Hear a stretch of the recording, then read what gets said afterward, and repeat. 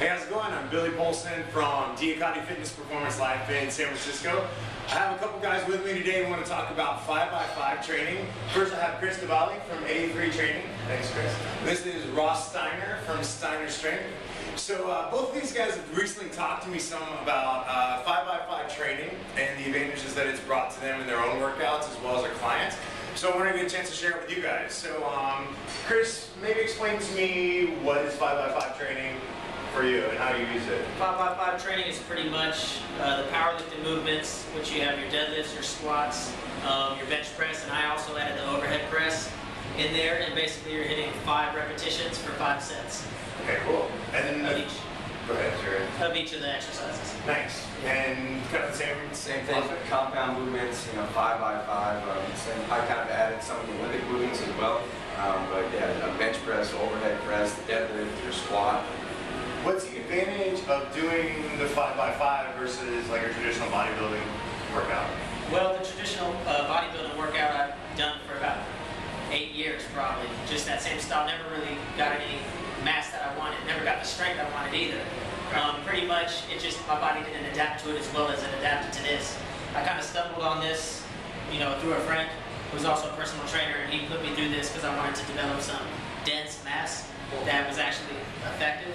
And so pretty much he put me on this little program, a 5x5 program, the first time I ever heard of it, and it worked great for my body type. I noticed that I just developed strength and size really fast. Nice. With that program. Okay.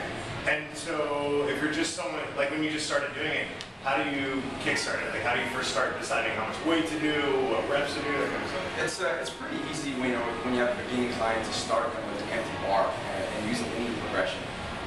Most of my clients are saying we'll start with maybe a 5x3 with an empty bar. Say we're going bench press, and from there we can just add weight onto the bar each week.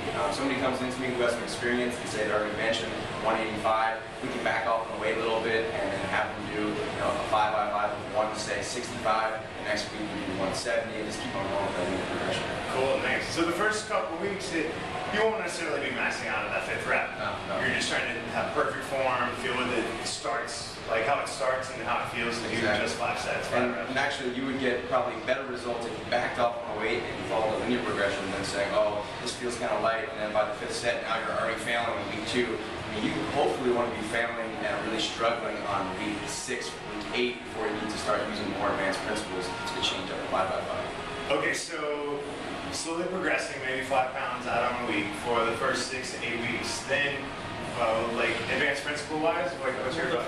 I would do 5 pounds progression per week on the upper body list, okay, and 10 pounds increase on the lower body list. Okay. You can handle a little more than the upper body list. Cool. And at that point, like you mentioned earlier, start working on more isolated work, because the first few weeks is only compound movements, like the bigger whole body movements. I would say the majority of the program is always going to be compound movements. Cool. Even if it's a 2-month cycle, we're still always going to be working on the main lifts, deadlift, squat, bench press, overhead press. Cool. Well, I think that's one of the big successes I had of growing in size. I never hit the legs like I should have, and these compound movements will help your body grow big time, especially if you neglect your legs. I mean, you're not going to get the size of your upper body that you normally would if you got to incorporate the whole body. And those big compound movements, the deadlift and the squat, are mass builders. Definitely. And so for isolated stuff, like while you're doing this program, how do you incorporate bicep curls? How do you incorporate work on your arms and different stuff like that? Do you? Yeah, well, there's 2 different approaches that I use. A 5x5 ideally is done with a set of 5, followed by, say, a 1 to 2 minute rest, and then back to the same exercise, not really incorporating supersetting or pairing of exercises.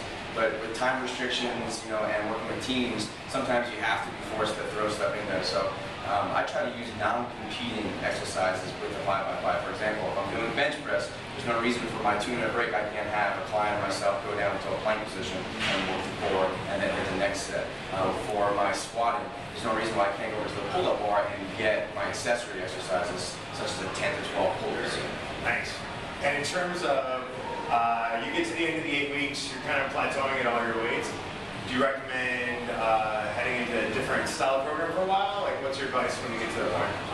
So it's pretty much the linear progression that you'd be getting with the 5x5, where you're, adding that weight. If you start with the bar, like you said, which is 45, it's gonna, especially for a beginner, it's gonna take a long time before you peak at your, your max weights. Right. So I wouldn't really worry about that. When you do get to that point, you can back down the weights maybe 30% or so, and then just keep on that same track. So you take, one step back, 2 steps forward, or you could, if you really hit your potential on the linear progression, you could go into the periodization that he was talking about, which is a more complex method to, really lift in some heavy weight.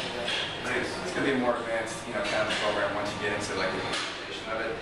Typically, if you deload, like you said, 30%, 10 to 30% a week, and then you come back and you test that same week, you should be able to push past that sticking point. If in 2 weeks in a row you don't pass that sticking point, you kind of reach your genetic potential, and that's kind of an indicator that you're ready for a more advanced program. Cool. Okay, one last question. You mentioned the rest period being maybe 1 to 2 minutes, especially if you start getting more of your max lift on the 5th rep. What about tempo? Any advice on tempo on the reps? So you going slow, you going fast? Absolutely. I mean, for me, I was just concentrating on the full range of motion. Getting the full range of motion is what I was concentrated on. And as far as rest, I would rest. I'd play it by ear. I didn't time it. I'd take up to 5 minutes if I needed to when it started getting super heavy, but nothing really more than that. Nothing. It's not like 30, 60 seconds and you're back at it. You need to really rest because this is some heavy weight you're dealing with when you start getting up there. Cool. And my emphasis was on strength and being explosive with athletes. So for me, all my reps, and I still do this even if I'm not doing 5x5, are slow and controlled on the eccentric and then explosive on the concentric. And that's pretty common for every exercise I do. Bench press, squat, deadlift. I try to be always explosive on the concentric. Perfect. Awesome. All right, so if you've been doing traditional bodybuilder style workouts, 3 sets, 8 to 12 reps, you've been doing them forever, you kind of plateaued in size or in strength or both, definitely recommend give 5x5 a try. If you guys have any questions, feel free to email us at DIAKADIbody.com, and Ross and Chris can both answer questions for you. Thanks a lot, guys. Thank you.